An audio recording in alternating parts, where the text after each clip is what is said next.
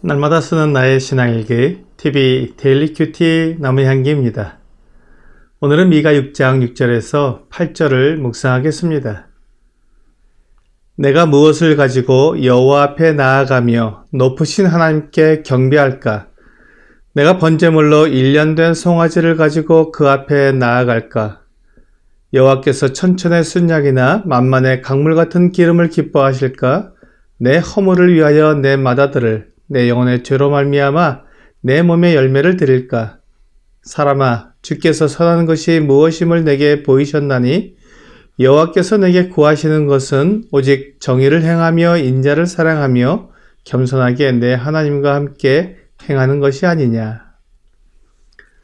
미가 선지자는 유다 백성들에게 하나님을 믿는 것이 무엇인지 아느냐고 묻고 있습니다. 그들은 태어나면서부터 하나님의 백성으로 태어나고 그들이 듣고 말하고 쓰고 읽는 모든 것이 하나님과 관련된 것이며 그들은 태어날 때부터 하나님께 제사하는 것부터 배우는 민족이었기 때문에 지금 미가가 말하고 있는 것은 매우 도전적이고 거슬리게 들렸음이 틀림없을 것입니다. 그렇지만 지금 미가가 유다 백성들에게 하고 있는 이 근본적인 질문과 대답은 그들의 정체성과 관련된 매우 중요한 것이었습니다. 하나님께서 이스라엘을 백성으로 삼으신 것이 제사를 받으시기 위한 것인가 아니면 하나님과 사랑의 관계를 이루기 위한 것인가를 분명히 하라는 것이었습니다. 만일 이스라엘 백성들이 하나님께 제사를 드리는 것으로 그들의 정체성을 확립한다면 제사가 가장 중요한 일이 될 것입니다. 그런데 만일 하나님과 사랑의 관계를 이루는 것이 그들의 정체성이라고 말한다면 제사는 하나님과 사랑의 교제를 이루기 위해 사용되는 도구에 지나지 않는 것이 됩니다. 지금 이스라엘 백성들은 그들이 하나님에 대한 책임을 제사를 드리고 절기를 지키는 것으로 한정하고 있었습니다. 그들은 자기들의 원하는 대로 삶을 살았고 또한 우상을 겸하여 섬기기도 했습니다. 그들이 이렇게 할 수 있었던 이유가 제사를 본질로 보았기 때문이었습니다. 그들이 그렇게 여겼다기보다는 그렇게 주장을 하면서 자기들이 원하는 삶을 살았다고 말하는 것이 더 옳을 것입니다. 미가 선지자가 이스라엘 백성들의 이런 모습을 보고 그들의 정체성을 말하면서 그들이 핑계대고 있는 것들, 그들이 방패로 삼아 자신들의 행위를 변명하는 것들을 바로잡아가는 것입니다. 미가 선지자는 제물 중에서 가장 비싼 1년 된 송아지를 하나님께 가지고 나아갈까라고 말하면서 하나님께서 정말로 값비싼 제물을 좋아하실지 묻고 있습니다. 물론 이것은 사람들의 가치 기준으로 하나님을 판단하는 오류를 지적하는 것입니다. 그렇다면 하나님께서 천천의 순양이나 만만의 강물 같은 기름을 기뻐하실까라고 되물으면서 상상할 수 없는 제물의 가치가 정말로 하나님이 원하시는 것인지를 묻고 있습니다. 이제 미가 선지자는 극한의 제물을 제시하고 있습니다. 그것은 자식을 하나님께 제물로 바치는 것이었습니다. 만일 제사를 드리는 것이 본질이라면 그렇게 귀한 제물을 드리는 것이 맞지 않겠느냐는 것입니다. 그러나 그것은 하나님을 오해하는 것입니다. 하나님은 결코 제물의 가치를 따져서 제사를 받으시는 분이 아니십니다. 하나님께서 제물에 차등을 두신 이유는 제물을 드리는 사람의 형편에 따르는 것이었습니다. 부유한 사람은 비싼 제물을 바치고 가난한 사람은 그 형편에 맞는 제물을 드리라는 것이었습니다.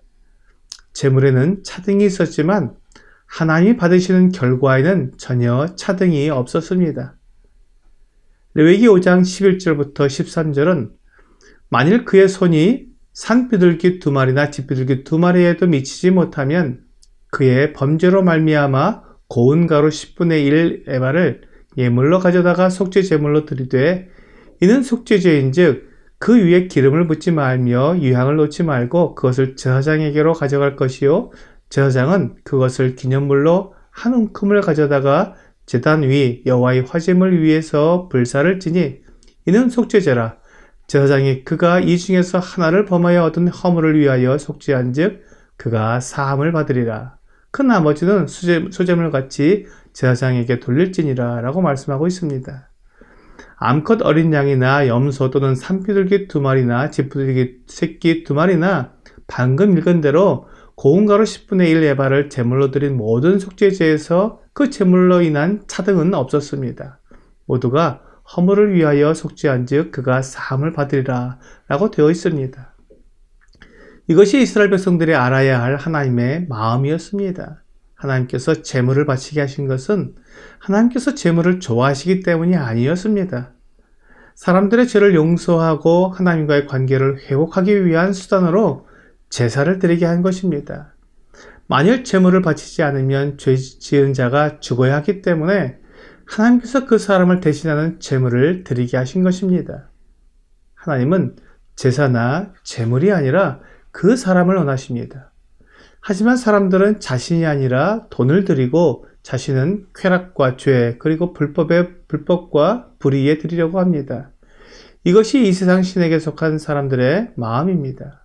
에베소서 2장 2절과 3절은 그때 너희는 그 가운데서 행하여 이 세상 풍조를 따르고 공중의 권세 잡은 자를 따랐으니 곧 지금 불순종의 아들들 가운데서 역사하는 영이라.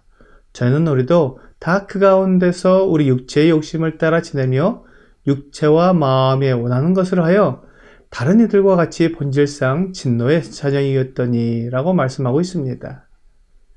허물과 죄로 인해 죽은 사람들은 이 세상 신의 노예가 되어 육체와 마음이 원하는 것을 하면서 살고 싶어 합니다. 그것이 죄입니다. 본문 8절은 사람아 주께서 선한 것이 무엇임을 내게 보이셨나니 여호와께서 내게 구하시는 것은 오직 정의를 행하며 인자를 사랑하며 겸손하게 내 하나님과 함께 행하는 것이 아니냐라고 말씀하시므로 하나님께서 원하시는 것은 하나님을 믿는 사람답게 사는 것이라고 말씀하고 있습니다. 이스라엘 백성들은 날 때부터 하나님의 백성으로 태어납니다.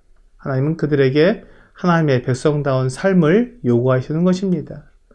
하나님께서 그들에게 해주실 수 있는 것은 다 해주셨기 때문에 이제는 그들이 하나님과 동행하는 삶을 살아야 한다고 말씀하시는 것입니다. 제사가 본질이 아니라 하나님과 동행하는 것이 본질이라고 말씀하고 있습니다. 이것은 오늘날 우리들에게도 큰 도전이 됩니다.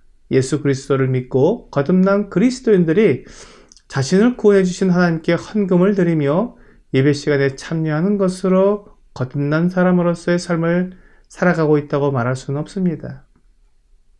하나님께서 사람을 죄에서 구원해 주시는 이유는 그와 더불어 교제하기 위함이기 때문입니다.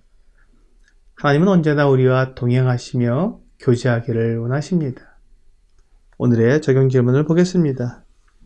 나는 주일뿐만 아니라 평일에도 하나님과 동행하고 있습니까? 하나님을 섬기는 삶은 종교적인 행위를 통해서 이루어지는 것이 아닙니다. 종교적인 행위는 수단에 불과할 뿐 하나님을 섬기는 삶은 하나님과 동행하는 것입니다. 오늘 하나님과 동행하며 교제하는 삶을 통해 거듭난 삶의 정체성을 나타내는 여러분과 제가 되기를 주 예수님의 이름으로 기도합니다.